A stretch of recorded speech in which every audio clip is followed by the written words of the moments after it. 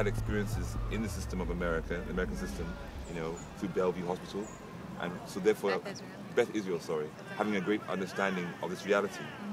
What would an accomplished actress like yourself, who speaks several languages, I find a great intelligence, what would draw you to this community here?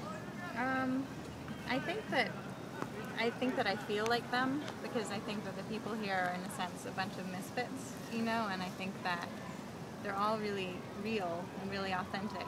And being an actress who's not very accomplished just yet, thank you though, I've done several films and studied and gotten the opportunities to work with top coaches in the world, which has been great, and I've been blessed in that way. But I find that what I'm always seeking in my work and in life is what is real. You know, and I think that some of these people have had experiences such as being in jail or being homeless or really rough experiences, which I think refine people more than people who are always around riches and surrounded by the best. And there's this disease, I think, in America, like go hang out with the A-list and get the best thing and get this and get that. And I just find more of a presence with the people here, or not all the people who've gone through homelessness, because some of them are very, very, very broken. But some of them are very, very woken up and very alive to a different kind of reality. Beautifully said.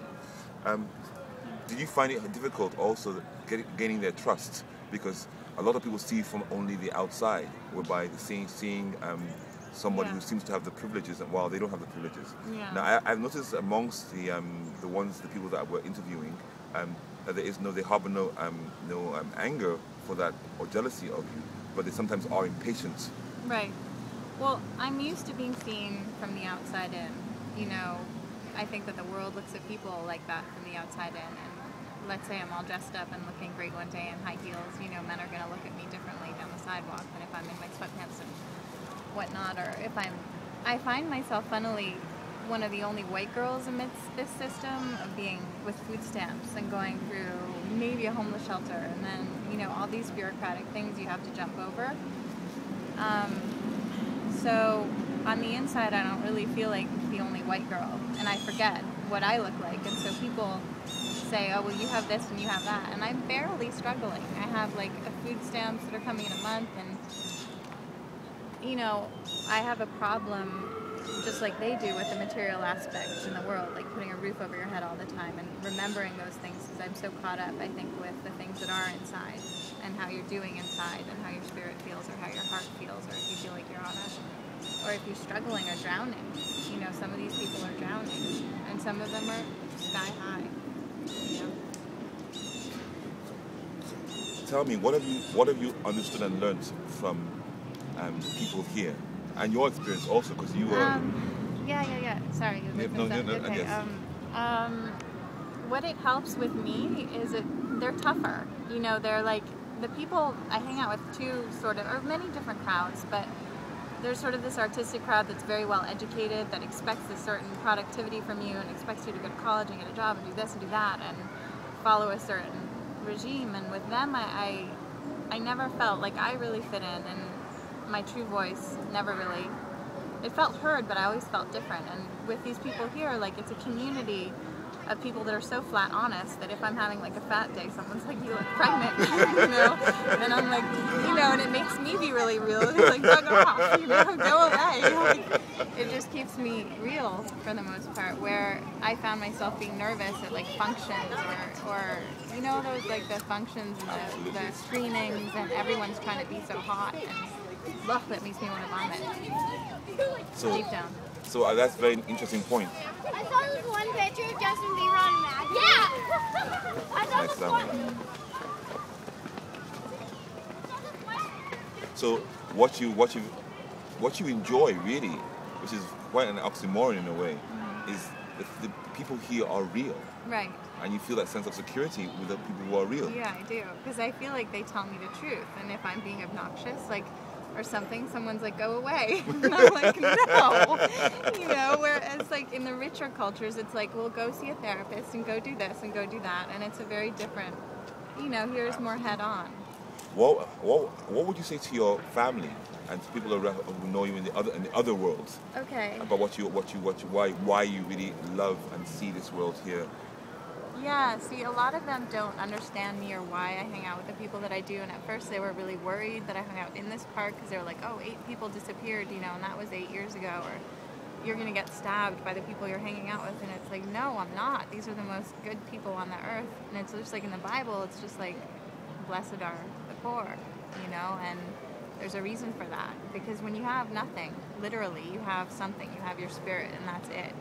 And I would tell them that that's why, because I understand what Christ said when he had nothing, when he hung out with those who had nothing, and not to say that I'm like Christ or anything, but I don't know, I guess I would just tell them, don't hang out with birds of a feather that stick together all the time, with those that have silver and embroidered everything all over their living rooms, and go hang out with some different people. And winter's coming now. True. And people are still outside in the park. Yeah. What is your take on that? That is sucky. I mean, I'm a recovering homeless person, and I don't look like it. So people don't think that of me, but thank God I have a recovering homeless program right now called Community Access in New York.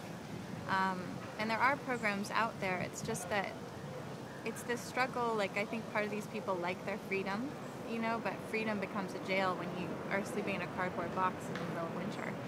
So I would just tell them to use as many resources, you know, as they can, and to maybe a group joined, maybe a group should be created that really helps with those resources, you know, because you don't know where to go when you're homeless. I didn't care much where I went. I just trusted in God, and I knew every night that I'd be taken care of somehow, and I was.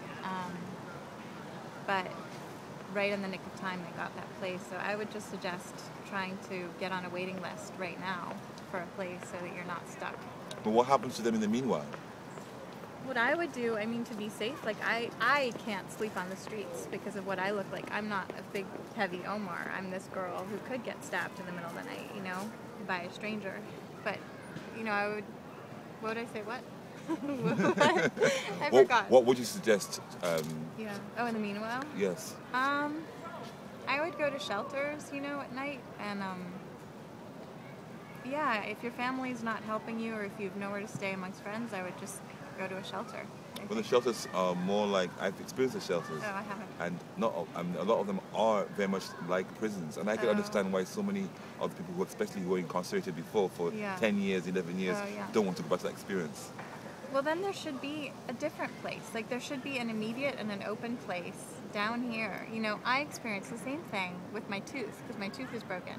And I couldn't go anywhere to fix it with health insurance or anywhere. So I think that if one of us or any of us ever have money or funds, I thought it would be good to put a place here called the Tooth Fairy, where people can go in. And maybe there should be a homeless place that can, like, fix people up, but that lets people have responsibility and come and go. It's just that the shelters don't trust the homeless.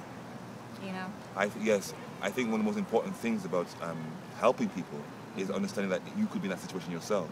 Yeah. And therefore it's very important to make sure that people have their dignity and their freedom. And I think that this is a reason why a lot of people sleep on the streets, because of that very essential thing that is all they have left. That's what my boyfriend does. Is their spirit, yes. Yeah, you have your freedom there. You're not told like a baby, like when to come home, when you can get let out. And there should be created a great homeless shelter in every major city.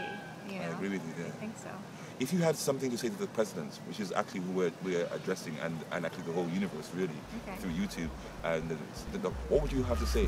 I know that this doesn't really have to do with anything, but I think that this is what I wanted to say to the president, that right before he was elected, and I have these dreams, you know, things, and all kinds of things, but him, I dreamt that we were so blessed to have such a true and humble leader in our midst, and so I just want to tell him thank you for what he's doing, and just to be more for the people, and to make sure that he hears, that he becomes a voice also for the voiceless. I had a dream I once would, but I hope that he stays connected to the people. Well, I think you're becoming a voice yourself by being in this interview and having the courage to speak out truthfully and honestly how you really feel. Well, thank you, Emeka. It's a pleasure to know you. To see you every